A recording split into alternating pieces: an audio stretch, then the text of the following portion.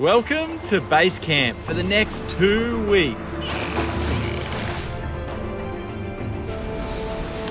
So we've woken up this morning to absolute perfection. Yeah, it's an incredible day. We're going to explore some of these neighbouring volcanic islands to check out the local village life, and of course we've got to catch something, don't we, mate? And at some stage, we need to get a feed to bring back to this island where there's probably about 20 of us. So hopefully we can get some fish too. A big feed. Yeah, serious feed. Let's get into it. Mate. All aboard. Yeah, boys. Morning, Barry. We get some fish today? Good morning. Good, bro. What? The non-skid you've put on, bro? Yeah, mate.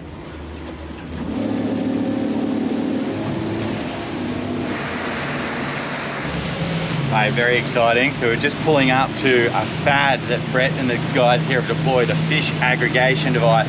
We're in maybe 2,000 meters of water. There's a series of floats which attract the little fish and then hopefully attract the big fish. We're gonna get a bird's eye view to see if there's any fish around it before we get there. Oh, this is so exciting. Up ahead of us here, there's bait jumping out of the water. There's bigger fish chasing them. There's birds on top. Bretto and Alvin have just got maybe 4 or 5 lines out the back. But Strick's got the drone up the top, and he said there's a couple of schools of fish and some bigger ones hanging out to the side. What do they look like, mate? 2 big mahi-mahi. I've never seen them on the drone before. That's it. That's incredible. One's got like bright yellow coloration. And they're definitely feeding. Oh, we've hooked something. If you're not up to date with this series, this is our mate Bretto, who we're visiting here on Quekea Island in Vanuatu. There's a link below if you want to check out more about Quekea, and there's a playlist on the screen now that will allow you to watch this entire series in order. Oh, this one over here. We've got a hot line. That was him. Oh, it's a mahi-mahi. Straight past the FAD. A beautiful, bright yellow and green mahi-mahi. I wonder if that's the one we saw on the drone. They've got to be the most beautiful fish in the ocean. Hopefully we can get closer and get a look at him. Maybe we can get it for lunch. Or more than a look. Yeah, a look and a taste. Yeah. Right next to that FAD, Bretto. Yeah, right on, eh? Yeah. Oh man, it's a nice fish. Really nice fish, eh? He is beautiful. Stuff under the boat, I don't know what. About at this point, they generally start playing up like a second-hand lawnmower, so we could get a bit of a jump out of him, I reckon. Maybe. That's a good fish. Well done, Bretto. Whoa, perfect gaff You shot. don't miss, mate. Mate, look at the colours. Wow. Alright. Good fish. Look at the colours on that fish, incredibly beautiful. And generally they school up, so we might throw a mask on and jump in and see if we can get a closer look at the rest of the school. That FAD works, Bretto. Well done, mate. Yeah, mate. Good stuff.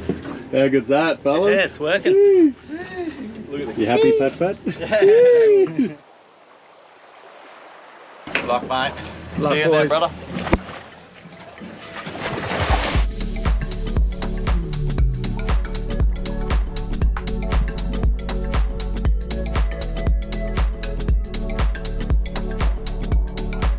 School of smaller mahi are just doing the rounds. We'll throw this and see if we can track them in.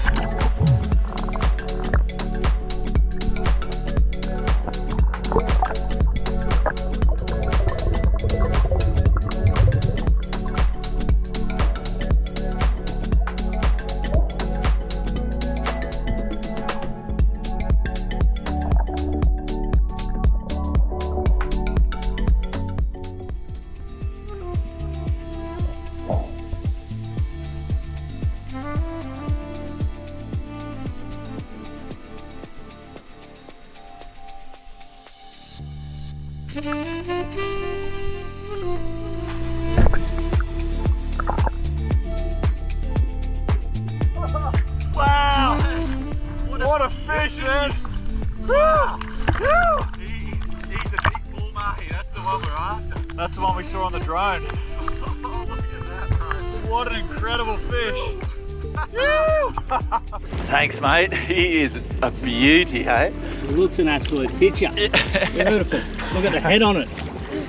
Got him? Yep. Oh, what an incredible fish, hey? I first thought we might have missed our chance when that school of smaller ones came in. They were really curious to start with. They came in on and then they got shyer and shyer. Yeah. Sort of more we pointed a spear gun at them. Yeah. And then the throw flashes seemed to like they lost interest in a bit. Yeah. And we swam over towards the fad, and then there was this huge shadow under the fad. Yeah, and it was weird because its head was sort of faced up towards the float and the surface, just sort of like inspecting the fad. Yeah, inspecting the fad, or maybe feeding. And I was it was like a nature documentary. I was like, oh, I want to film it, I want to film it. But we also did dinner. But we did eat, and then I thought it might have been about to swim off, so took a shot, and this one's coming home for lunch and dinner, mate. That is such a spectacular fish, mate. Yeah.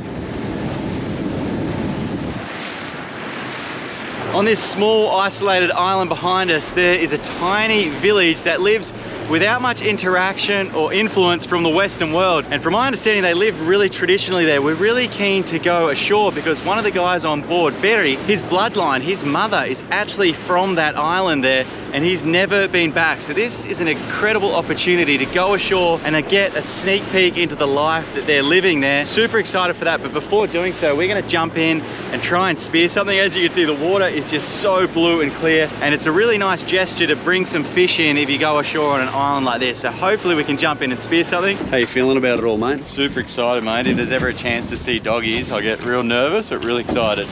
Let's jump in and check it out.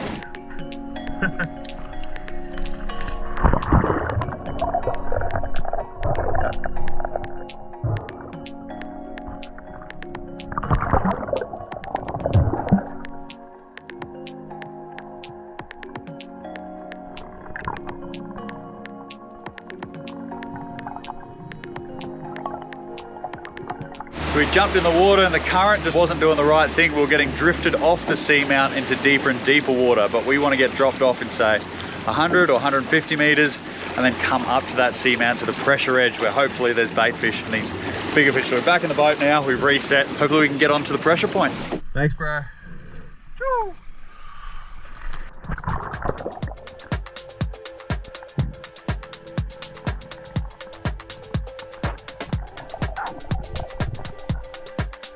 The doggies are proving to be a little elusive. They're staying too deep and rather disinterested, so we need to change our target species.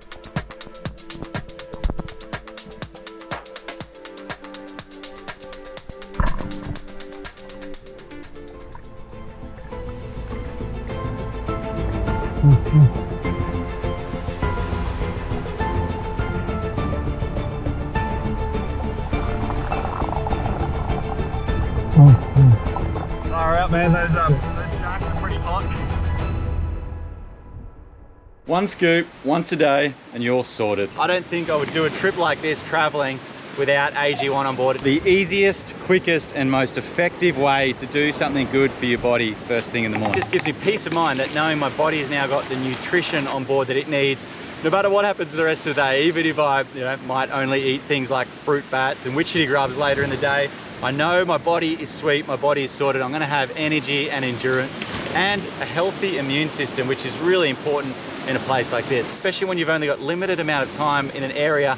You might get one opportunity to dive a certain spot or surf a certain swell, and I just can't afford to miss that by being sick or by just lacking energy. So I've been drinking it for a number of years now, recommend it to my friends and family, but if you're still on the fence, here's what I reckon you should do. Scan the QR code on screen or click the link in description and just have a look at the list of ingredients and the benefits that these have. See if that is right for you. And guys, that will unlock a 90-day money-back guarantee. So you can make up your mind for yourself in that time. That QR code and link will also give you a free welcome kit. I really hope you try it out, and I hope you find it as useful and beneficial as we do.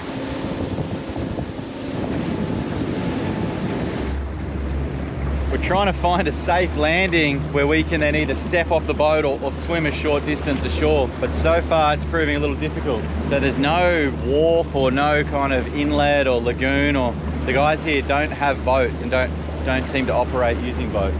No beach, no landing. We're definitely going to be swimming in. Bit of blowhole there. There's a bit of swell. What, Bretto, where do you reckon we want to land, mate?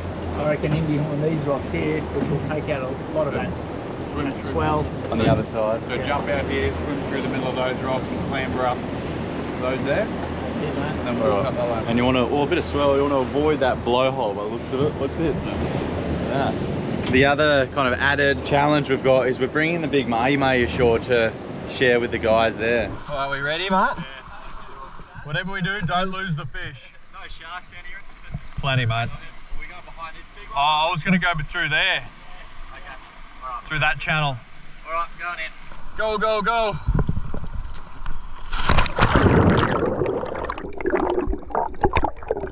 Oh no, the current's pretty strong.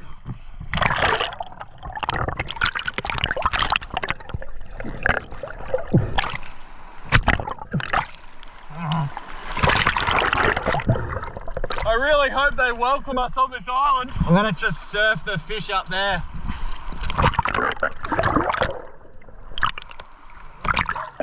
Here comes a wave. Yeah, bro.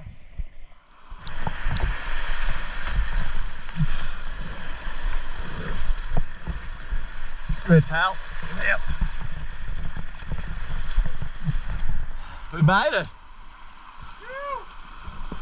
Slippery. We made it ashore. Oh, we've made it ashore, but we haven't seen any people yet. Normally, on these islands that we've been to in the past, you kind of see the shadows of people kind of skirting in and out of the tree line, but we haven't seen any people yet, no boats. Interesting island though, isn't it? It's like it's all cemented stones, but this I believe is from the eruption of a volcano and all the lava then solidifying, but it's like some pretty cool architecture work almost. We're getting there. Sandy beach is not what I expected behind here. No, very hidden, isn't it? This would all be under on high tide, I assume. Be a little inlet. Yeah, maybe this is where they could keep their boats on a really high tide. Yeah.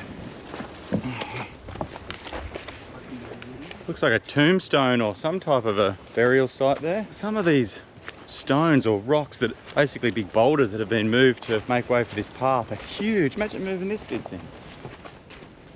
This is super exciting, but we haven't seen anyone yet. We're just kind of walking into the village area, but no movement yet. What do you make of it, mate?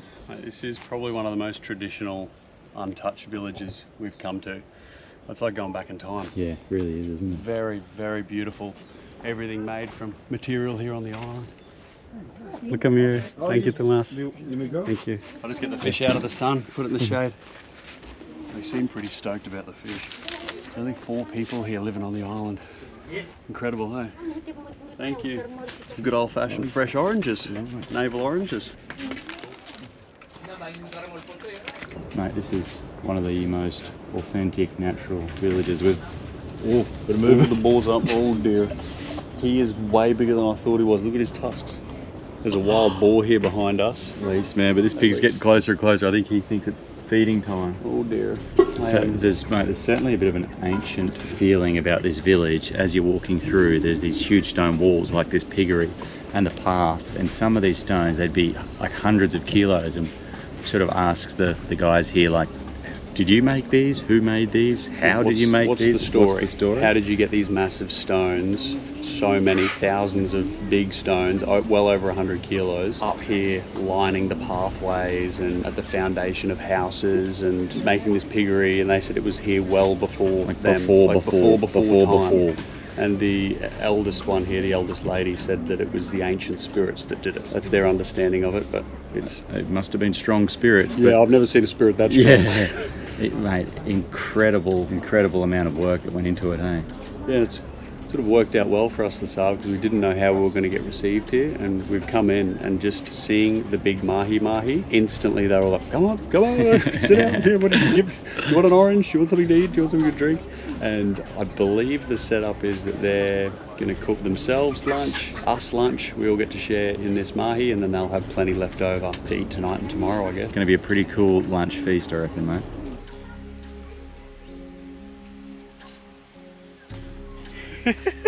What are those baskets for? It's for the village chickens when they have baby chicks, and then at night or just late arvo they heap them up in here so they're safe from the wild cats and hang them up overnight. So there's wild cats all over the island. Yep.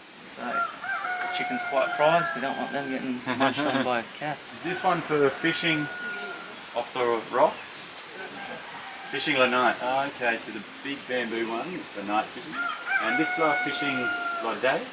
Okay. It's the new Shimano Beach Hibiscus 5000, this one.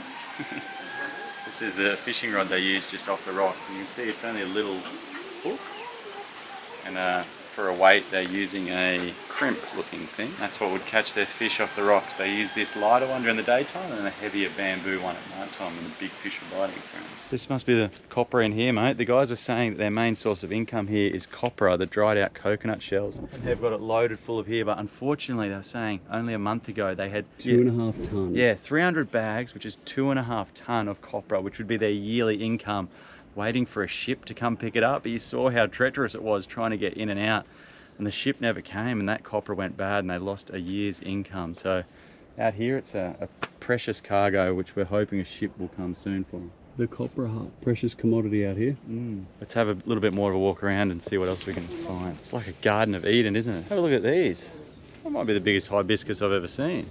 There's coconuts, there's all sorts of fruits, lots of oranges, lots of those nuts, which they call the navel here, which we ate in a previous episode. Of course, everyone that lives on the island is fully self-sustained from the gardens, the island itself. They hunt fruit bats and also fish from around the island, all out of a dugout canoe. The guys don't have a boat here, so any fish they catch comes from the rocks or one of those small dugout canoes. Banana forest. Banana.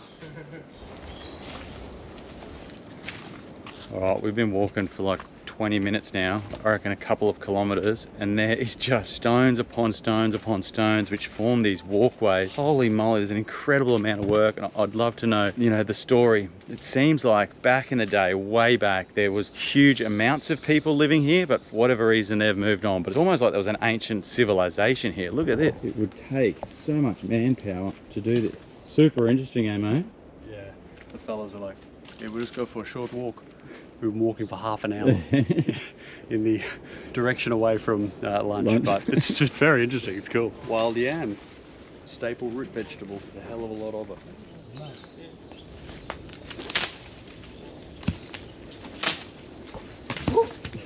Orange? Yes. Thank you. Look at the size of those grapefruit. They're very ripe at the moment. I've never seen so many grapefruit on a tree, mate. Like, Very healthy. mate, honestly, look at the size of this stone. There's no way I'd be able to budge that, let alone move it for miles that it would have needed to get here. And this one as well. Like, look at the size of that, man. It's incredible, hey? That'll be well over 100 kilos. Mate, I'm baffled. This is like the pyramids of Vanuatu or something, the mystery here. Not like it's super easy walking. No, absolutely not. Yeah, there's something incredible happened here back in the day. What do you spotted there, mate? Just a massive mushroom. Just an outcrop that's come out of maybe a rotten log or just the ground itself, but there's like twigs and branches that have fallen into it, and the mushrooms continued to grow around it. It's huge. I'm not game to eat it. Magic. I feel like all these rocky structures have got an ancient story to tell, but unfortunately from the asking around we've done, it's a story that'll never get told because no one seems to know. We get walking, when we're like, geez, we're getting pretty far away from camp, and then we've just popped around, and then the village there is on our right hand side, which was a bit of a wig out, but we've just done a lap of the entire island.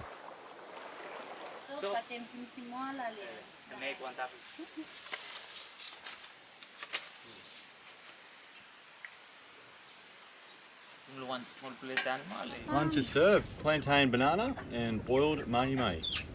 Really good, isn't it? Yeah. And good plakake. Bretto, can you share with me that again? What did the mum say? The two older ladies here, when they first saw us on the boat, they started yapping to each other like, oh, there's white people on this boat. Quick, we got to go hide. We reckon they might eat us, so okay. So that's why they would, you know, we saw them for 2 seconds and then they disappeared in the bush. We were pretty hungry. Oh my God, how's that? I think when you come to far-flung remote places like this, especially when it's in a different culture to yours, just being curious, asking questions, saying thank you, being kind, goes a really long way. So really happy that we stopped off here, and even happier that we were able to give them a fish for lunch and dinner. Coming back out to the edge of the water now. Hopefully Barry and Pat are all good on the boat. Wrapped up in banana leaf here is mahi-mahi and banana, which is going to Barry and Pat. This is the takeaway. Uber Eats, mate. Yeah, Uber Eats. God, she's fit. Bretto, give him a big call out. Woo! Woo! That's all the air getting blown out as the waves and swell crashing under here. Wow. Oh, that's terrifying. Is there like a chainsaw or something on the island? Or is that the spirits? That's the spirits that built the island. I was having experiences like that that make us really love getting back to basics in these far-flung remote villages. That was just such a cool interaction. I think they were as grateful / nervous and excited for it as we were. Look at you. Thank you, Tomas. Thank you. Thank you, brother. Nice to meet you. We brought you some lunch, Barry. Don't worry. We got you some kai. Look at me. Look at me with big fish next time. Holy, this is slippery. It's a death trap.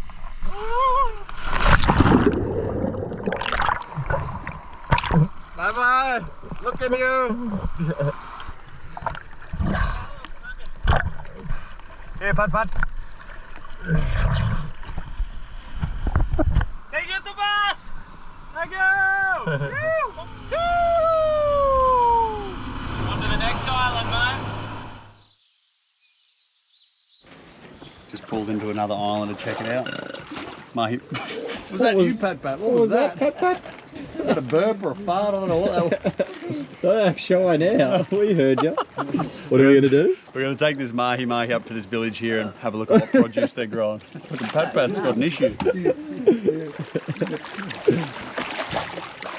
Looks like a pretty new dugout canoe, doesn't it? It's a nice one. Yeah, good neck. Wow, what a spot. Hey. Hello. I'll give this to you. Oh, thank you. All good. We've come inland from the ocean now, and we're lucky enough to link up with one of the farmers who grows kava here, which is one of the main crops here in Vanuatu, and particularly on this island that we're on, which is a larger island, has an active volcano, lots of fresh water, and really good soil. So it's perfect for growing different produce. And as a wannabe farmer, I'm really enjoying it. Strick's got an eagle eye view of the landscape around us. Like I said, it's a really large island, and there's a creek not too far from us. So I think he's flying the drone to see if he can get to the top of it, because generally at the top of creeks on a volcanic island, you'll probably get a waterfall. There's a big string of these palms behind me. They're a super important one because that's what all the roofs are made out of. All the thatching to keep the rain out of the houses, the kitchens, is all made from these. These are all pineapples all around me. Big pineapple, another big pineapple. How's it looking up in the sky, mate? Oh mate, incredible, eh? There's the most spectacular waterfall up there. There is a waterfall? Yeah, and it's the huge, like the largest drop I've You're seen. almost speechless. It's incredible, eh? This Yeah. waterfall drops, it looks like hundreds of meters. Yeah, epic. Super specky. Mate, I don't know if you know, but we're standing in a field of peanuts. These are all peanuts. I think they're growing pineapple, peanuts, and Most kava. importantly, kava. Yeah. Kava, a bit of a nudge, mate. Looks like the place where you would want to drink kava from, like Yeah. a waterfall. Just sit at the bottom Freshwater of it creek. and get high on kava. Sweet, we're gonna go see if there's some mature enough to dig up. And like Strick said, we're really keen to try it at some stage. So usually they'll get a big wood like that. Yep. And that's what they use to uproot it. Yeah, right. So no shovel. No shot. All these cuttings, all these reshoots, they're what are getting propagated and replanted in the new kava paddock. Strick's just got that drone up above the waterfall over the cloud, and it's revealed a huge inland lake and the volcano that is active and just smoking out the top. So hopefully we end up getting some pretty good visuals of the middle of this island. Almost forgot the most important. Mate, we can't forget this. How are we going to have a good night? Big strong Pat. Bye-bye. Look at me, yeah? Look at me behind. Look at me and look at you. Another absolutely stunning island. Back to base camp, team.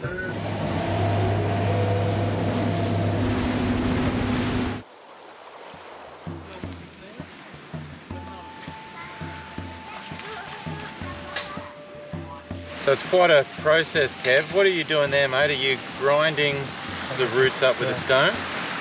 And then once it... Next it will be this one. Is this the kava? The roast with the crunch. Yes. And this is the stone. That's the stone, and then are you just Just Grinding. grinding it up? The stone is the olden method of using grinding rubber. Oh yeah, traditional. Kevin, after this one, you're gonna squeeze it. Does it go through the coconut? Yeah. Squeeze it through there, and then it comes out into the bowl, and then drink it. Okay. Traditionally, kava was reserved for the chiefs. Rather than fighting, they would get together for a session on the kava, and that would settle any disputes and help them make some important decisions. But today, it's widely enjoyed socially and recreationally across the Pacific. They reckon the stuff in Vanuatu is the best.